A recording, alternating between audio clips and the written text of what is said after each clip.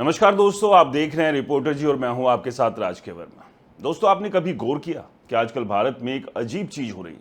नौकरी पहले से ज्यादा लोग कर रहे हैं, सैलरी भी पहले से ज्यादा है, शहरों में बड़ी बड़ी इमारतें भी पहले से ज्यादा बन चुकी हैं, लेकिन फिर भी मिडिल क्लास का अपना घर खरीदने का सपना हर साल उससे दूर होता जा रहा है। पहले परिवार वाले कहते थे, बेटा नौकरी लग गई, अब धीरे धीरे अपना घर लेना।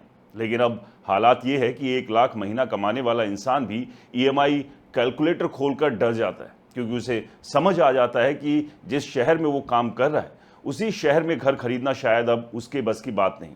और सबसे चौंकाने वाली बात यह है कि भारत में घरों की कमी नहीं, बिल्डिंग्स बन रही हैं, लग्जरी टावर्स बन रहे हैं, करोड़ों के पेंट हाउस बिक रहे हैं, लेकिन जो घर आम आदमी खरीद सकता था वो धीरे धीरे मार्केट से गायब होता जा रहा है। और ये कोई व्हाट्सएप ऐप यूनिवर्सिटी वाली बात नहीं, बल्कि देश की बड़ी रियल एस्टेट एजेंसी और न्यूज़ पोर्टल अब खुलकर चेतावनी दे रहे हैं कि भारत में अफोर्डेबल हाउसिंग सेक्टर तेजी से खत्म हो रहा है। आज तक की एक रिपोर्ट उठा लीजिए, जिसके मुताबिक रियल एस्टेट इंडस्ट्री के बड़े नाम निरंजन हीरानंदानी ने कहा कि उन्होंने अपने 45 साल के कैरियर में अफोर्डेबल हाउसिंग में ऐसी गिरावट कभी नहीं देखी। अब जरा ये आंकड़े सुनिए और खुद सोचिए कि मामला कितना बड़ा है।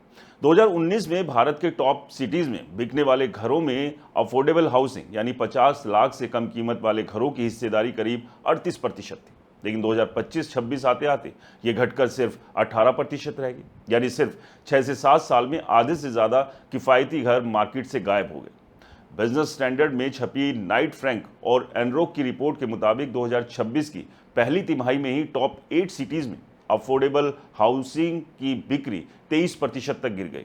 अब सवाल ये उठता है कि आखिर ऐसा क्यों हो रहा है? जब भारत में करोड़ों लोग घर खरीदना चाहते हैं तो बिल्डर सस्ते घर बनाना बंद क्यों कर रहे हैं? इसका जवाब बहुत सीधा है, प्रॉफिट। जी हाँ, आज रियल एस्टेट मार्केट जरूरत से ज्यादा मुनाफे पर चल रहा है। डेवलपर खुद मानते हैं कि अफोर्डेबल हाउसिंग प्रोजेक्ट में उन्हें सिर्फ 10 से 12% तक का फायदा मिलता है, जबकि लग्जरी प्रोजेक्ट में 25 से 30% प्रॉफिट मार्जिन मिल जाता है। अब आप खुद बताइए, बिल्डर क्या चुनेगा, 40 लाख का फ्लैट या 4 करोड़ का लग्जरी अपार्टमेंट? यही वजह है कि आज शहरों में बड़ी तेजी से luxury tower, sky villas, golf residence और प्रीमियम अपार्टमेंट्स बन रहे हैं, लेकिन मिडिल क्लास हाउसिंग सिकुड़ रही है। रॉयटर्स की एक रिपोर्ट ले लीजिए, जिसके मुताबिक 2025 में भारत में हाउसिंग मार्केट में 1 करोड़ से ऊपर वाले प्रीमियम हाउसेज की बिक्री ने नया रिकॉर्ड बनाया और बड़े शहरों में लग्जरी हाउसिंग डिमांड तेजी से बढ़ी। यानी भारत का हाउसिंग मार्केट अब घर कम और इन्वेस्टमेंट प्रोडक्ट ज्यादा बनता जा रहा है। पहले लोग रहने के लिए घर खरीदते थे, अब लोग रिटर्न ऑफ इन्वेस्टमेंट देखकर प्रॉपर्टी खरीद रहे हैं। Black money, NRI investment, high net worth buyers और बड़े इन्वेस्टर्स ने कई शहरों में प्रॉपर्टी प्राइस को इतना ऊपर धकेल दिया है कि आम आदमी यानी आप उस रेस से बाहर होते चले जा रहे हैं। अब जरा ग्राउंड रियलिटी समझिए। मुंबई में कई इलाकों में 1 BHK फ्लैट की कीमत 80 लाख से 1 करोड़ तक पहुंच गई। बेंगलुरु में आईटी कॉरिडोर के आसपास 2 BHK फ्लैट 70 लाख से ऊपर निकल चुका है। गुरुग्राम और नोएडा में प्रॉपर्टी प्राइस पिछले कुछ सालों में तेजी से उछले। हैदराबाद और पुणे जैसे शहरों में जो कभी कंपैरेटिवली अफोर्डेबल माने जाते थे, वहां भी दाम लगातार ऊपर जा रहे हैं। दोस्तों, और सबसे मजेदार बात सुनिए, सरकार आज भी 45 लाख तक के घर को अफोर्डेबल हाउसिंग मानती है, लेकिन सवाल ये है कि क्या आज मुंबई, एनसीआर, बेंगलुरु या पुणे जैसे शहरों में 45 लाख में एक अच्छा 2 BHK मिल सकता है? जवाब है नहीं। कई जगह तो पार्किंग और रजिस्ट्रेशन जोड़ दो तो बजट ही खत्म हो जाता है। यानी कागज पर अफोर्डेबल है, लेकिन असल जिंदगी में बिल्कुल नहीं। यही वजह है कि एक्सपर्ट्स अब कह रहे हैं कि अफोर्डेबल हाउसिंग की सरकारी परिभाषा पुरानी हो चुकी है और इसे ग्राउंड रियलिटी के हिसाब से बदलने की जरूरत है। लेकिन कहानी सिर्फ बिल्डर के लालच तक सीमित नहीं है दोस्तों, इसके पीछे कई और बड़े कारण भी, जैसे लैंड प्राइस। भारत के कई बड़े शहरों में जमीन इतनी महंगी हो चुकी है कि बिल्डर अगर सस्ता घर बनाना भी चाहे तो कई बार उसके लिए प्रॉफिट निकालना मुश्किल हो जाता है। फिर आते हैं approval cost, environmental clearance, GST, construction material price, labour cost और सबसे बड़ा झटका, महंगा कर्ज। पिछले कुछ सालों में सीमेंट, स्टील, सैंड और ट्रांसपोर्टेशन कॉस्ट तेजी से बढ़ी। डीजल महंगा हो रहा है तो ट्रकों का खर्च बढ़ रहा है, ट्रकों का खर्च बढ़ रहा है तो कंस्ट्रक्शन कॉस्ट बढ़ रही और उसका सीधा असर फ्लैट के प्राइस पर पड़ रहा है। ऊपर से आरबीआई की ब्याज दरों में बढ़ोतरी ने होम लोन ईएमआई को और भारी भरकम बना दिया। आज अगर कोई मिडिल क्लास फैमिली 70 लाख का फ्लैट खरीदती है तो 20 से 25 साल की ईएमआई मिलाकर उसे लगभग 1.5 करोड़ रुपए तक चुकाना पड़ सकता है। यानी घर की कीमत से ज़्यादा पैसा ब्याज में जा रहा है। यही वजह है कि आज लाखों युवा नौकरी बदल रहे हैं, सैलरी बढ़ा रहे हैं, साइड इनकम कर रहे हैं, लेकिन फिर भी घर नहीं खरीद रहे क्योंकि वो डर रहे हैं। इकोनॉमिक टाइम्स की एक रिपोर्ट में चार्टर्ड अकाउंटेंट मीनल गोयल ने बताया कि आज कई शहरों में रेंट और ईएमआई का अंतर कम हो गया, लेकिन down payment, registration charges, interior cost, maintenance fees और लोन इंटरेस्ट ने घर खरीदना मिडिल क्लास के लिए एक बुरा सपना यानी नाइटमेयर बना दिया है। तो दोस्तों सोचिए, आज मेट्रो शहरों में घर खरीदने के लिए पहले ही 15 से 25 लाख रुपए डाउन पेमेंट चाहिए, फिर रजिस्ट्रेशन अलग, ब्रोकरेज अलग, फर्नीचर अलग और उसके बाद 20 से 25 साल की ईएमआई अलग से। अब सवाल ये है कि एक मिडिल क्लास फैमिली इतनी सेविंग कैसे करेगी जब स्कूल फीस बढ़ रही, मेडिकल बिल्स बढ़ रहे हैं, इन्फ्लेशन लगातार जेब काट रहा है और नौकरी की सिक्योरिटी भी पहले जैसी नहीं रही। यही कारण है कि आज भारत का बड़ा अर्बन मिडिल क्लास धीरे धीरे परमानेंट टेनेंट इकोनॉमी की तरफ बढ़ता जा रहा है, जहां लोग जिंदगी भर किराए पर रहेंगे लेकिन अपना घर खरीद नहीं पाएंगे। और इसका असर सिर्फ इकोनॉमी पर नहीं पड़ेगा बल्कि सोसाइटी पर भी पड़ेगा, क्योंकि जब लोग शहरों के अंदर घर नहीं खरीद पाएंगे तो उन्हें दूर दराज इलाकों में रहना पड़ेगा, जहां से रोज 1.5 से 2 घंटे ट्रैवल करके ऑफिस जाना पड़ेगा। फैमिली टाइम कम होगा, स्ट्रेस बढ़ेगा, मेंटल हेल्थ खराब होगी और धीरे धीरे शहर सिर्फ अमीरों के लिए बनते चले जाएंगे। सबसे बड़ा खतरा यह है कि अगर यही ट्रेंड चलता रहा तो आने वाले समय में भारत का रियल एस्टेट सेक्टर 2 हिस्सों में बढ़ जाएगा, एक तरफ लग्जरी इंडिया और दूसरी तरफ किराए पर जीता मिडिल क्लास इंडिया। और दोस्तों यहीं से शुरू होती है इस कहानी की सबसे खतरनाक परत, क्योंकि अब सवाल सिर्फ घर खरीदने का नहीं रहा, सवाल यह है कि क्या आने वाले समय में भारत का मिडिल क्लास पूरी जिंदगी ईएमआई और रेंट के जाल में फंसकर रह जाएगा। तो वीडियो के अगले हिस्से में इसी पर बात करेंगे डिटेल में, इसलिए वीडियो के साथ बने रहिए क्योंकि और भी बहुत कुछ है जिसे जानना आपके लिए बेहद ज़रूरी है। क्योंकि दोस्तों अगर आपको लगता है कि ये सिर्फ महंगे घरों की कहानी है तो शायद आप असली खतरे को अभी समझ ही नहीं पाएं, क्योंकि भारत में अफोर्डेबल हाउसिंग क्राइसिस अब सिर्फ रियल एस्टेट सेक्टर की समस्या नहीं रहा, ये धीरे धीरे भारत के middle class family structure, mental health और पूरी इकोनॉमी को प्रभावित करने वाला एक बड़ा सोशल क्राइसिस बनता जा रहा है। और शायद आने वाले 10 साल बाद इतिहासकार कहेंगे भारत में सबसे बड़ा बदलाव तब आया जब मिडिल क्लास घर का मालिक बनने से हटकर स्थायी किराएदार बन गया।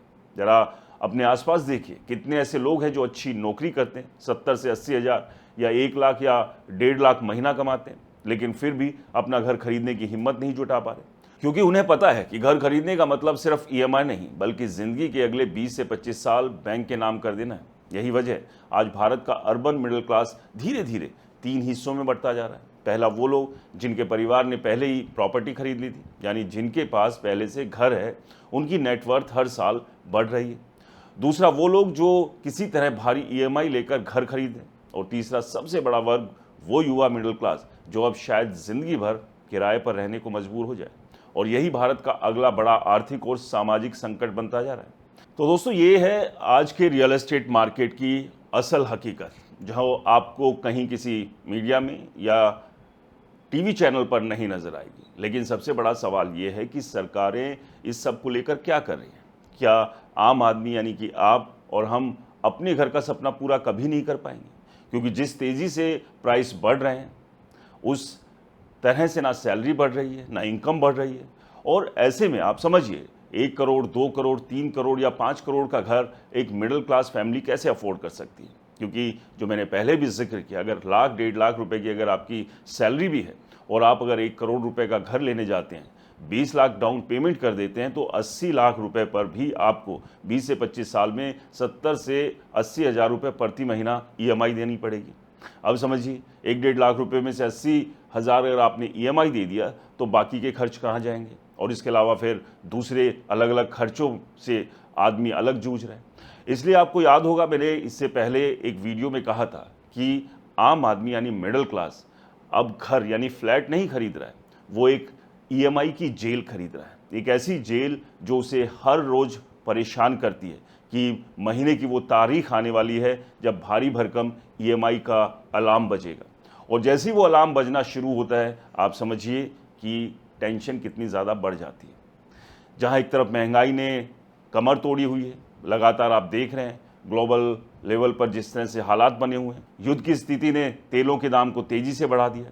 और ये जब दाम बढ़ रहे हैं इसका असर हर चीज़ पर पड़ेगा। आपके किचन पर भी पड़ेगा, स्कूल फीस पर भी पड़ेगा, बाकी सामान पर भी पड़ेगा। तो अब इस बैलेंस को मेंटेन करें या फिर इन तेज़ी से बढ़ते घरों की तरफ हम ये आस लगा कर देखें कि शायद जल्द ये सस्ते होंगे और हम अपने घर का सपना पूरा कर पाएं। तो आपको मैं बता दूं, घर सस्ते कभी नहीं होते, क्योंकि मार्केट में रेट स्टेबल ज़रूर हो जाएंगे, माल बिकना बंद ज़रूर हो जाएगा, जो अभी के हालात भी बने हुए हैं। और इसलिए बार बार मैं कहता हूं कि रिसेशन का दौर है। बहुत सारे लोग कहते हैं कि नहीं, देखिए रेट तो लगातार बढ़ रहे हैं।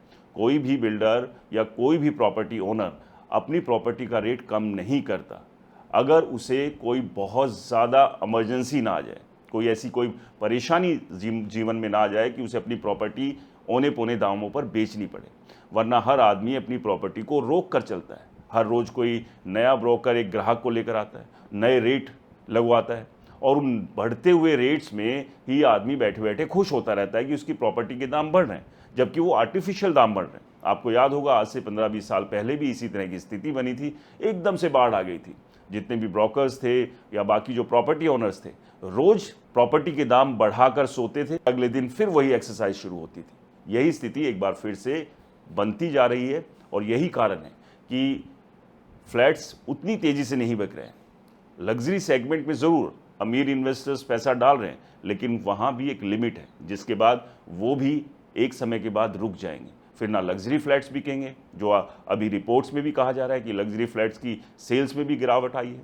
और अफोर्डेबल सेगमेंट से तो बिल्डर्स ने खुद ही मिडिल क्लास को दूर कर दिया। और दोस्तों, भूलिए मत कि मिडिल क्लास ही किसी भी मार्केट को चलाता या उसे रोक देता है। तो ऐसे में बिल्डरों को और सरकार को सोचना होगा कि रियल एस्टेट को एक बेहतर पोजीशन में लाने के लिए क्या नई रणनीति बनाए।